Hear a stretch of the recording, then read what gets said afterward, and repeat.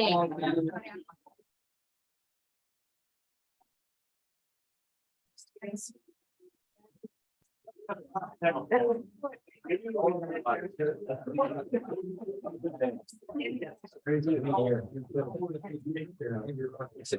love how we're overtaken by the need to converse these things. They're coming out of COVID and everything. It's great to hear all the friendly, enthusiastic chatter.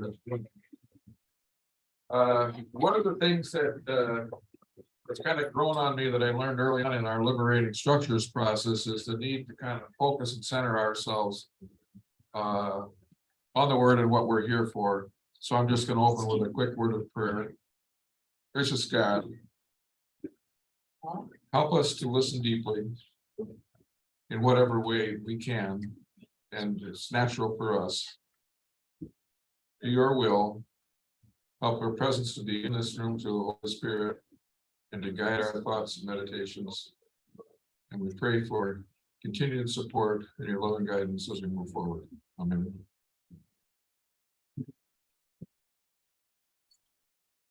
Hey, mission update. Here we are. We can't hear. You can't hear? Well, now it's the mic. You gotta stay close to that mic. Okay. Oh, beauty. Okay. Well, I'm sure that you heard enough of the prayer to get all centered and everything. Anyway. So I'm going to quickly review where we planned to be at this point, how we were going to get there, and then we'll move on to where we are now.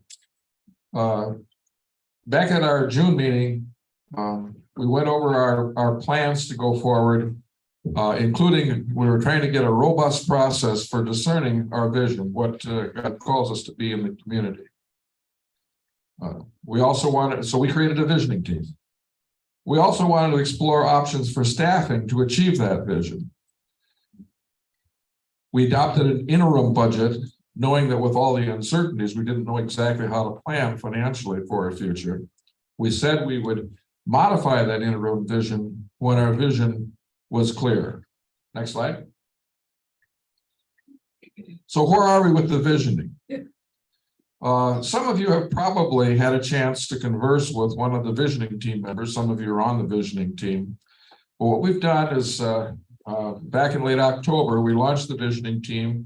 We got some training and encouragement with a consultant that we work with on liberating structures on how to go about that. What we wanted to do is listen to you, not so much about the everyday details of what's going on with the church, but more about your life in faith.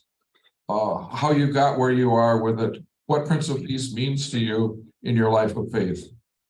And then from that, we wanted to assemble some takeaway themes and kind of translate those then into a vision that we believe reflects a common vision for this community of faith. We're about a third of the way through that process. We hope to be done with it by now, but everything takes more time than you expect these days. So our visioning team will be conducting more conversations through the end of November. And then on December 5th, we're going to gather and try to synthesize that and look for the major themes and so forth for our visioning process. One important development is as we have engaged with InterServe to help us conduct and plan for our children, family, and youth ministries, they bring a robust planning process along with them too. Part of what they do is some of the same thing we were trying to do with our visioning process. So to the extent that the visioning involves families with kids and young adults and so forth, or our youth, our seniors and so forth, Melanie Hill and the InterServe staff will be going forward with a planning process of their own. It's not duplicative of what we're doing. Melanie will be feeding some of her information back into our information for the visioning process, but it will take a little bit longer. They're going to continue that on through early spring, at the end of which they'll have some recommendations, not just on vision and so forth, but the staffing that goes forward with it. I want to stress that this visioning process, one of the things we've heard in this, and I understand it, believe me, we've got survey fatigue. Everybody wants to survey us, you know. Here's another survey, check the box. You go to the doctor. Hey, how do we do? Here's a survey. You know, you call up Comcast, you want to get your service fixed. Afterwards, here's a survey. How do we do? Well, I'm sorry to tell you this, but this visioning process doesn't have to be a survey, but it does have to be ongoing. It's not something, it's not a one and done. You know, I talked with the city planner from Roseville this last week. And they have like a 10-year process. Once they do a comprehensive plan every decade. Well, that's not us, because things are moving too fast. We have to have a continuous visioning process, sort of, going forward. Doesn't mean we do surveys, doesn't mean we have great big meetings and so forth, but somehow we have to capture the changes in how we're seeing the world, what God is calling us to do, how you're feeling about the way things are going and so forth in an ongoing way. So forewarned, this process is going to continue. And before we get to a next budget, next June, you'll probably hear some more talk about our vision and refining it, reshaping it again. Next slide. I mentioned that the mission staffing exploration, we had planned to have a broader team, but since we really aren't going to change any of our staffing pattern for the remainder of this year, with the exception of working on how we want to do our children, family, and youth, InterServe and Melanie will handle that piece of it. By, again, spring, sometime in spring, they will have come up with some recommendations in conjunction with the group that they're bringing in. They'll have a lot of members involved in their planning process too. They will come up with some recommendations for staffing. That will be what we have for the next operating budget year. Okay. Next slide. Current budgeting, what we planned. Back in June, we said we'll have an interim budget until we get better estimates of revenue and costs, until we get a vision-driven plan in place, and we will modify it before January of 2023. We projected there would be no major changes in our previous budget except for inflation adjustments, and no increase in giving was projected at that time. At that time also, we had a small, relatively manageable budget shortfall. We planned to appeal to cover that. That was done, and basically it happened. Now, what happened in the meantime is that we had a transition in our pastoral staff, and we added a consulting position, which resulted in a pretty substantial net savings in our personnel budget going forward. So that budgeting thing changed in the interim. The other big thing that happened, next slide.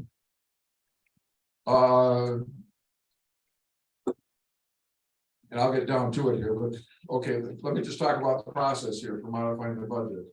We will begin that in early December. Actually, we'll begin it before the end of this month. I will be asking the finance team to start considering some data and some possibilities before that. But sometime after that December 5th visioning meeting, that finance team will be getting together to look at what some of our budget options will be for the modification of the budget.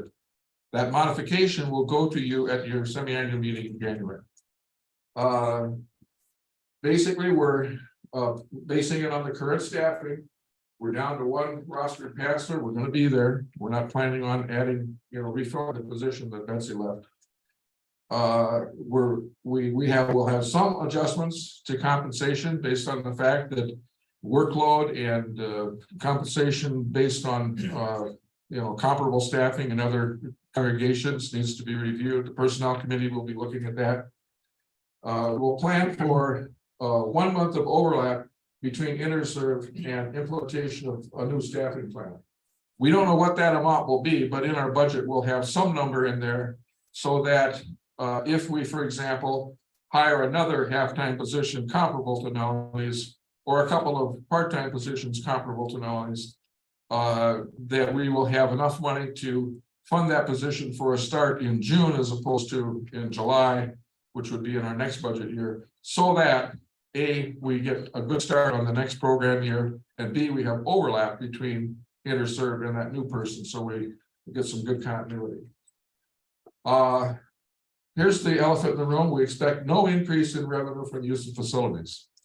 As I mentioned this morning, and some of you have heard in different ways, we were reluctant to give it up, but we had to. The fact is that we cannot do a childcare or an alternative school or any structured program that involves using our facilities for educational use or for childcare without installing a very expensive fire suppression system. At this point, we don't see a way to go forward with that. Now, that doesn't totally foreclose opportunities. Lakes Area Discovery Center, who was planning to operate a childcare center and actually leased some space from us. I've met with their director and we're keeping the door open slightly, that if something happens in the grants for funding for childcare or something else happens that changes our picture so that we could install fire suppression or build a new facility of some kind that included a fire suppression system going forward, we could do that. And she definitely wants to keep a relationship between Lakes Area Discovery Center and us, so that any big scale revisioning that we did, such as creating a multi-purpose housing, social service, worship facility, could include child care in partnership with Lakes Area Discovery Center. That's a pretty slim wedge of hope. So for the time being, we can't project any significant income from these facilities. So what can we do with our facilities? Lots of things. We can continue with all the kinds of group we had, like Boy Scouts, and we can provide emergency service, anything that a church should do as called by God. Okay, basically, if it's something that you would kind of expect a church to do, any church, probably going to be able to do that, you know. So there are a lot of options out there. The other thing, our new budget will have to include new projections for giving. We'll know something more about that after our annual campaign is done. But the fact is that everything's gone up, and it includes, we had built into our interim budget a 5% increase in staffing costs. But we've had increases in utility costs, we've had increases in insurance costs, we've had a lot of things going on. And we haven't been asking for more giving. We haven't made an appeal in that way. I don't know if we need to make an appeal, because you're going to look at the picture and say, well, where am I at? What's God calling me to do? Just like Peter preached about. I want to keep it simple. I'm not asking you for money right now. Next slide. So the daycare operation, I covered that. The Reconciling in Christ designation, I talked about a little bit in worship this morning. I'm really excited about that. Since I've been worshiping at Prince of Peace, I've heard about us being what the United Church of Christ, where I came from, calls open and welcoming congregation. A designation that puts in print and proclaims to the world that we do accept people of all gender identities and racial ethnic backgrounds and abilities and economic status. I mean, we really are. That we see children, and not only do we welcome them into our service, we welcome them into relationship with us. That Reconciling in Christ designation, as I mentioned, the group will be meeting after worship today and finalizing a welcome statement, which is part of the process of getting that designation. That will be made known to the council and to the congregation more broadly for a period of time, and we will ask you to officially approve that at our January meeting. Then the final issue is the what I call emergency transition tiny home project moving forward. Want to stress transitional or interim or temporary or pilot or something like that, because we want to clarify that this is where we are called to be in response to a very specific situation. Maybe this congregation is called to enter into a process of getting a broader tiny home settlement like the one over on Wheelock Parkway, but that is just one of the possibilities for how we move ahead going forward. So we're committed to studying that possibility, but also in our agreement with the settled, the organization, there are a lot of other things that kind of talk about how we relate to people and so forth. And I am going to turn it over to Pastor Peter to talk about the tiny home projects.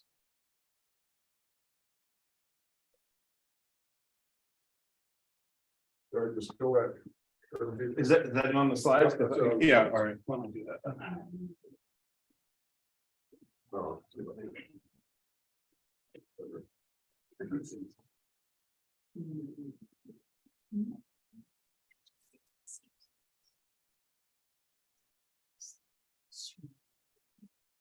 Okay.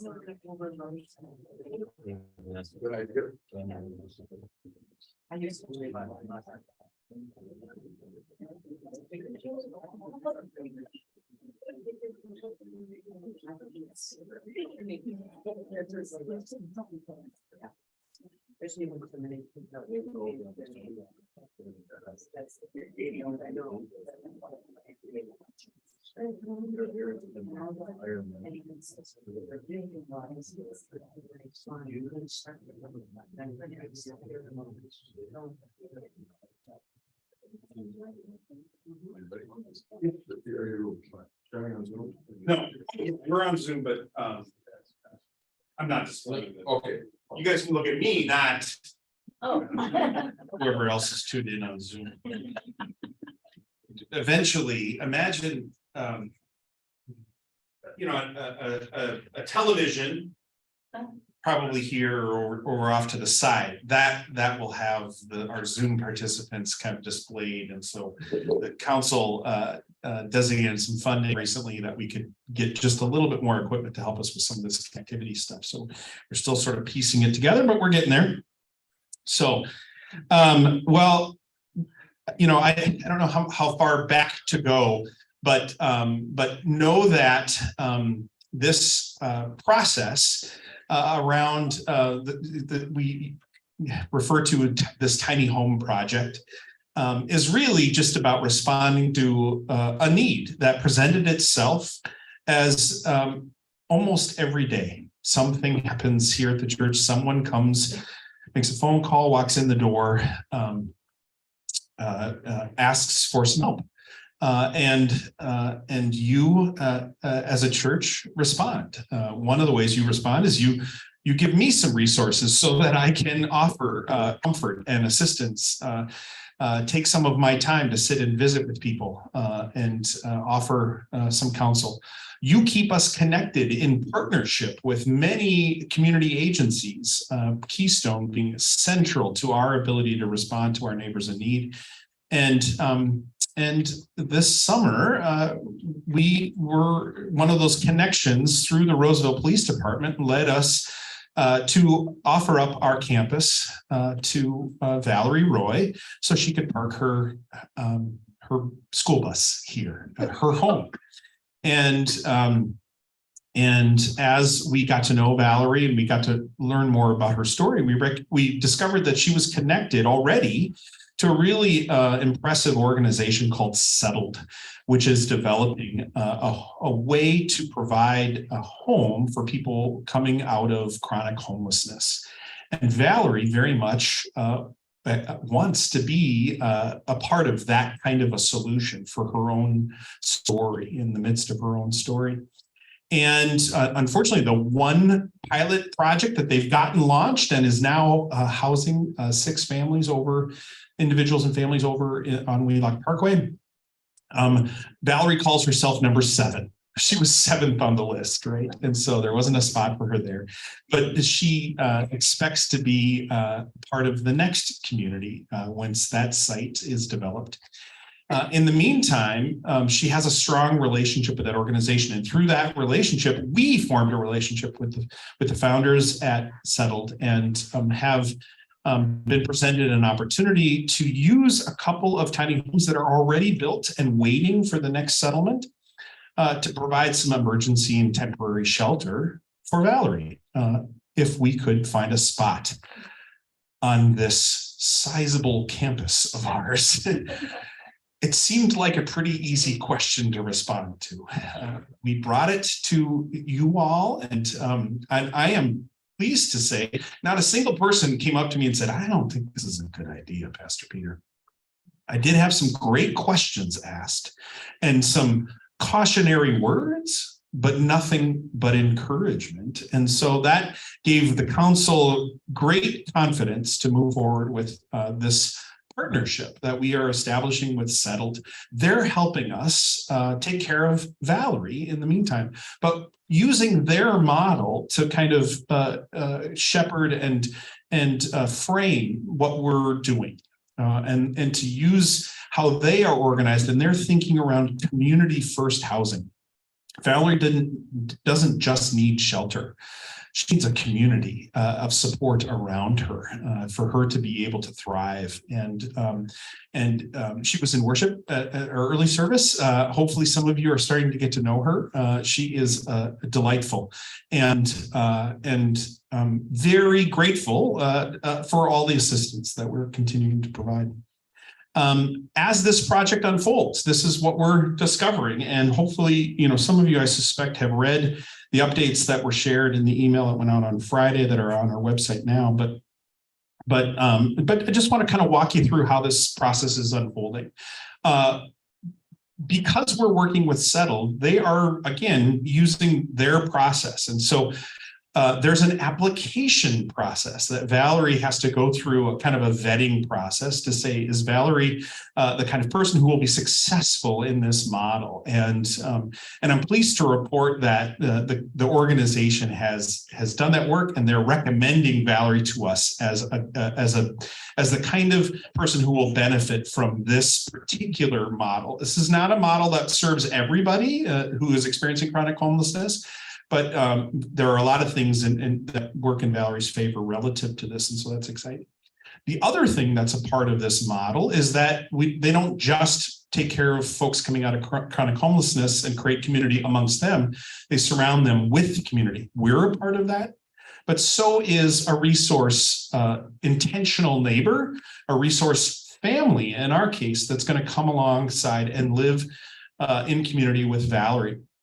And the organization has already identified a family, the Berry family, James and Misha and 10-year-old Avia, who have made a commitment to enter into this process, to leave their apartment in Lower Town, St. Paul, and sort of simplify their life and join Valerie in community, living in a tiny home here on our property for the foreseeable future, and then going with Valerie at some future date to the next sacred settlement when that gets established. I had wonderful opportunity to spend time with the Berries this week and get to know them. They're delightful. They are doing this and are motivated to do this from a place of deep faith. That's the other thing about the Settled model, is that they partner as much as possible with communities of faith and leverage our common sense of Christian calling to care for one another, to love one another. That is a really profound thing in the Berries' life, and they are living out of their faith in this way, and see this as a great opportunity for them to make real the promises that God has made for them, and they would like to make for those whom they encounter. And so they have a history of caring for those in their midst, and this is just a further and deeper extension of that. So we're grateful. And the Berries are also going through an application process with Settled. Still a few more things for them to complete, but all the indications are very, very positive in that this is moving forward. Physically, the homes, when we talked before and we had more of a public conversation, we had described that there would be one tiny home and then one larger RV that was going to house the resource family. Well, that RV donor, and for some reasons beyond our control, that did not become available. And so the Berries have agreed they're going to just live in a tiny home, very similar to the one that Valerie was in. Obviously, 3 people inside. That they're a close family. They'll be really close in this process. But one of the kind of things that the organization came over, and as we were strategizing and thinking about how to take care of them in this temporary basis, was recognizing that we have some space available here in the church. And so we have identified that this northwest classroom over here, the previous old nursery from the daycare, We're in the process of kind of just lightly renovating that space. So that will be what's called their common house. Inside there will be a living room area, dining area, a little kitchenette, and refrigerator, space to do art and study. Avia is homeschooled. Her mother, Misha, homeschools her. And so that's sort of the common space. And Valerie will use that as well. And so that's a part of the home that we're creating and providing for these two households. In addition, restrooms. Everybody always wants to know where they get the bathroom, right? I would too, right? These restrooms that are located in the daycare hallway or this educational wing, that's primarily where we're expecting them to use those. And we're going to give them just a little bit of creature comfort space to keep some of their personal items, things like that they'll be able to use. And then how many of you know that we have showers here at Prince of Peace? Yeah, we actually have showers. They don't get used very often, but they're located downstairs on the lower level in the restrooms that are down there. At the back of those restrooms, there are showers. And so they're going to have access to those showers as well. Now, we do have, during the week, we've got a preschool that operates out of the classroom down there. And part of our commitment will be that we're going to kind of keep the hours while they're operating, which is sort of, they have 10 students here Monday through Friday, 10 to 3. During those time periods, we're going to ask that our neighbors don't use the lower level during that time period. But other than that, it should work out well. So we're doing some renovating, just light stuff. We're painting, and Michael's taken on the task of helping to freshen up the cabinetry that's in there. We're actually, if you remember a couple of months ago, we gave away a bunch of fridges. Now we're looking for a fridge. So this is the cycle of life in the church. So if anybody's aware of a fridge or is looking to upgrade or remodel your own kitchen and you want to give a fridge, let me know. Come talk to me.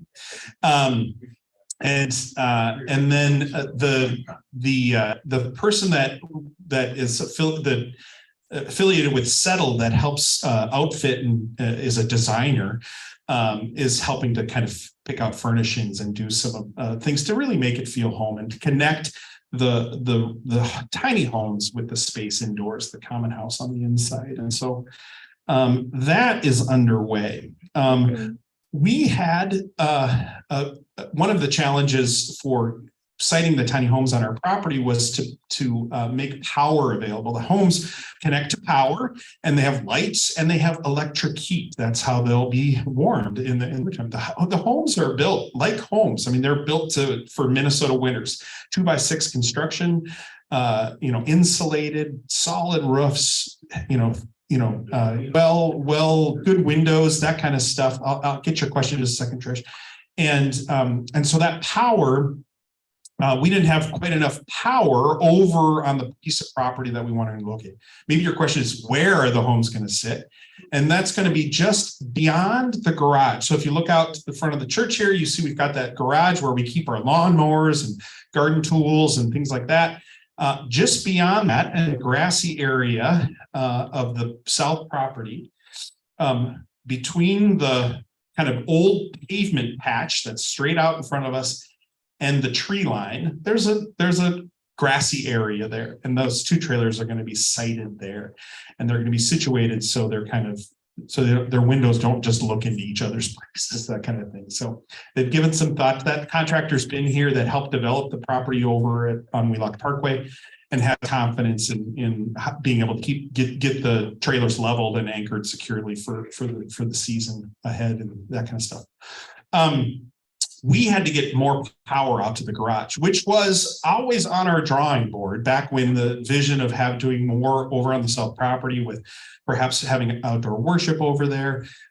Also upgrading some of our parking lot lighting. We needed more power. And so when we paved the parking lot a few years back, we planned ahead and put a conduit, a large conduit underneath that parking lot over to the garage.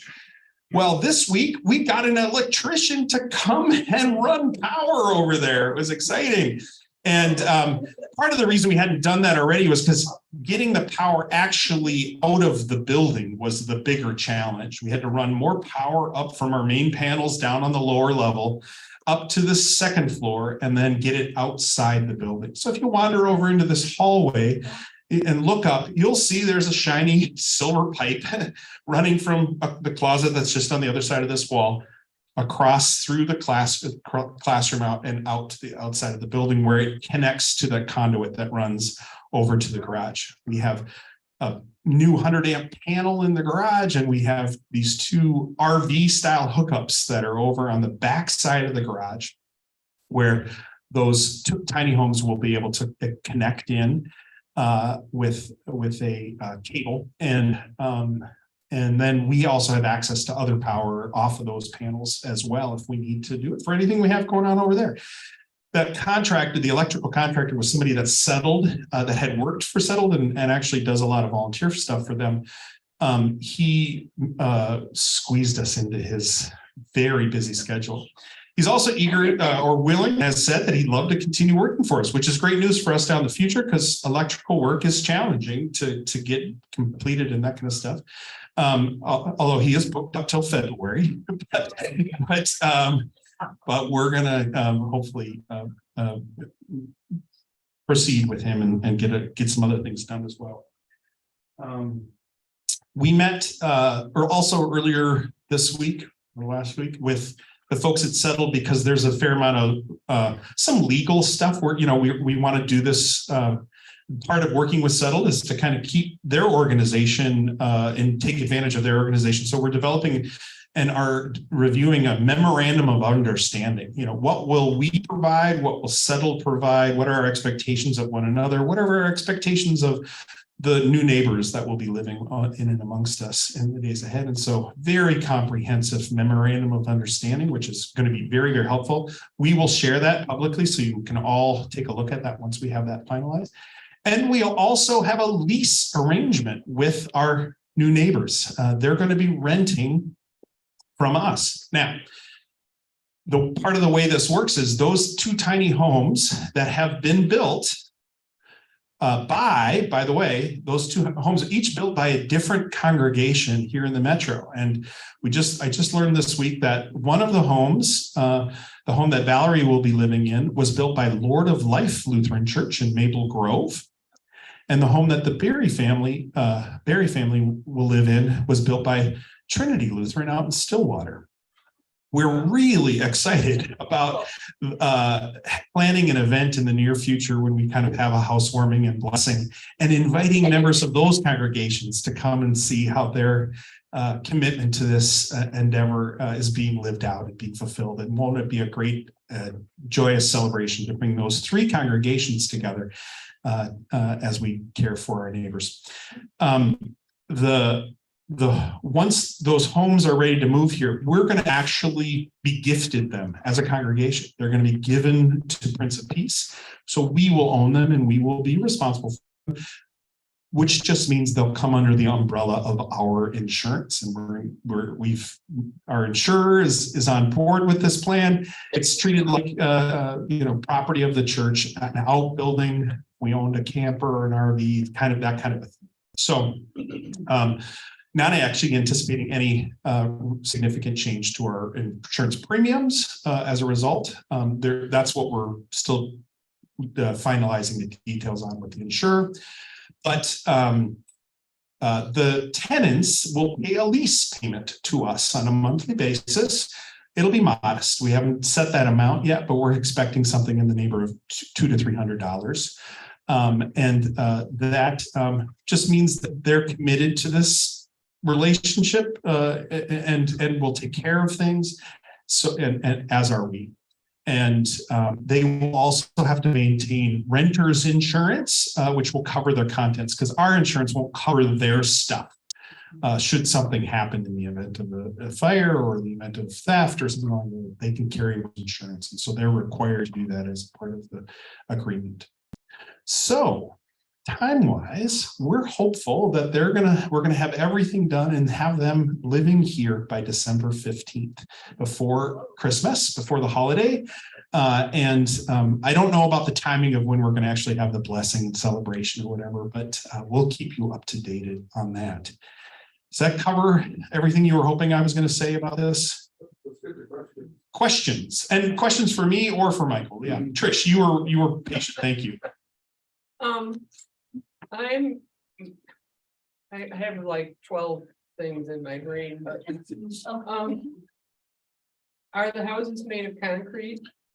They're made of wood. Yeah, they're framed built. They have traditional home siding on them. Right. Yeah, and asphalt shingle roofs. Yep. I'm just confused because we have to put in this really expensive I don't know, water. Oh, the fire suppression thing that Yeah. Michael was talking about. Yeah. And they don't have to do that out there, or is it cheaper? Yeah, it's interesting. The homes are, they're architecturally designed and they meet all the codes for occupation and that kind of thing. The building codes for a commercial building like ours, or a building open to the public, that to be home for a daycare or educational operation are very different than residential codes. And so it's why you don't have to sprinkler your own home in order to get an occupancy permit to live in your home. So Yeah, just to clarify, these homes, we call them homes, but they're not subject to the building code per se. They're considered a recreational vehicle. They're on wheels. So they need to meet requirements for recreational vehicles. And because of that, we didn't need to get a building code approval from the city of Roseville. Maisie, right all the way back. Will there be indoor bathroom facilities in the tiny homes? The tiny homes eventually, the vision, like the ones that are in the community over on Wheelock Parkway, will have composting toilets in them. But the homes that are being brought here are not. So their usage of bathrooms will be reliant on coming inside and using the restrooms inside. Going across a snowy parking lot. Yeah. Such are the challenges of life. It's a little easier than trying to sleep in your van, but and I would say that I would compare what they're doing to dry camping, and you can ask the Haugans about their cabin and the fact that they don't have power or water up there. That how do they manage it? So if you want to know how they're going to do it, ask the Haugans. How many of you grew up in a scenario where you maybe had to go outside in the middle of the night? So. Yeah, exactly. Another question. Yeah, Barry. Fire suppression, it's been stated, and that's what that's what I see. The two words fire suppression, I'd rather go up to into the forehead here about dollars. But I haven't heard the dollars. What are the dollars? The dollars are just for the basic fire suppression, about $5 a square foot, something north of $200,000. But we can't do it without upgrading the water supply. Have to go across Victoria, put in a 6-inch pipe rather than a 2-inch, $100,000. Got to upgrade the fire alarm system, another $100,000, plus backfill with landscaping and so forth to cover that. Lucky to get out of it for under $500,000. Good. Thank you. Yeah, that would make my eyebrows go up. That initial figure, when I heard the $5 a square foot, I'm like, oh, yeah, that's a stretch. I think we could come up, I think we could do that. I'd feel good about that. And just think of how much safer our building would be. Well, that was, a drop in the bucket compared to the full cost of the whole thing. So Chris. Settled is looking for another site as the one they have on Wheelock. Is that South property a potential of interest to them? Yeah. The question is Settled is looking for additional sites to develop sacred settlements, and could we would Prince of Peace be a likely potential site for another sacred settlement? The shorter answer to that is yes. The more complicated answer is that there's a long list of churches already in process with Settled. And so they don't necessarily want to just insert us into the process a little quicker than others because of where we're at. The other thing is we've got a lot of work to do around the discernment of is this something that a long-term commitment that this congregation would want to make. And I want to be clear, the affordable housing team, which has been working so well on our behalf for the last couple of years. Their original charge was trying to answer the question around homelessness as it relates to children and families in our community. And the tiny home community model does not work for children and families. Now, yes, we're going to have one family with a child living with us in a tiny home. They're going to be supported in some other ways as a result, then the model generally leads itself. So if our calling is to try and serve families and children and families in Roseville, the tiny home model isn't going to meet that need, but it would meet the omnipresent need of homelessness and the potential for chronic homelessness. The question I would ask back, Chris, is could we do both? Is this community capable of housing multiple kinds of folks in a variety of ways on our campus? And that's a conversation that I know the affordable housing team is very interested in moving forward and looking at more deeply. If the congregation, this is a great, they use the word pilot project. Part of Settled's commitment to us is to walk us through that discernment process as a part of our commitment is to say, yeah, we want to do that. We want to sit and consider and say, would this work for us and on this campus? In the short term, we don't want to get in the way of just trying to take care of some people in the short term, but long term, there could be some great opportunity. So thank you. We got 10 minutes. So Peter. why wasn't the fire suppression a problem before with the previous daycare? It was. That's a very good question. It was. I guess the real answer is nobody was paying attention to what was going on behalf of the city or whatever, the code inspectors. What triggered our investigation of that and our awareness of it was applying for a new child care license, because then you have to go through the whole thing of, do you have the fire suppression thing? The city of it's based on occupancy codes. Like there's a code A, which is for assembly, which is what a church is, and then there's a code C, which is something else, and one subcategory under C was childcare. Well, back when we started childcare, the code was less restrictive. But a few years ago, not in recent years, the city of Roseville adopted a new option that required us to have fire suppression for basically any change in use from that category A. We didn't become aware of that, and the city of Roseville could never find an occupancy certificate for our existing daycare. They just lost it, so it was a bureaucratic mess up on their part. Or they never came in and did it. The other thing happened, which was really confusing, which got us, which delayed this whole thing, was someplace in the mix, the architect for Lakes Area Discovery Center sent over a set of plans to the city, which were based on, and they made their determination, were based on the plans for the addition that was never built here, which included a fire suppression system. So they were assuming we had a fire suppression system without having talked to us. And the city finally dug up everything and they finally said, no, you don't have one, gotta have one. Rick? My understanding of that, because I think Lakes Area Discovery Center knew we weren't sprinkled. But when the expansion proposal was submitted to Roseville for the bigger church, that was a sprinkled building. Right. That's what Roseville had over there, and when the current assistant fire marshal or whoever it was discovered we weren't sprinkled, that's what.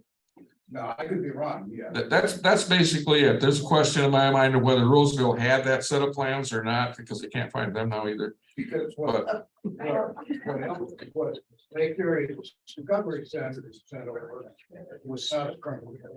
They knew that. Yeah, that's where the confusion is, and it just took some time to sort that all out. And what we did now, the good news is that the Lakes Area Discovery Center, as I mentioned in worship this morning, really wants a relationship with us, even though we can't do anything now. They could have asked us to repay the amount that they gave us for leasing some space here, which they have done. They said, no, it's yours. Don't worry about it.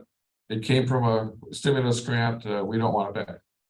So we flew under the radar for a while and that's okay. Yeah. Now, I'm thinking as I listen to all of what Settled is about, how grateful I am that there's this other entity that can help guide us through the process of what originally started with our church as the affordable housing project.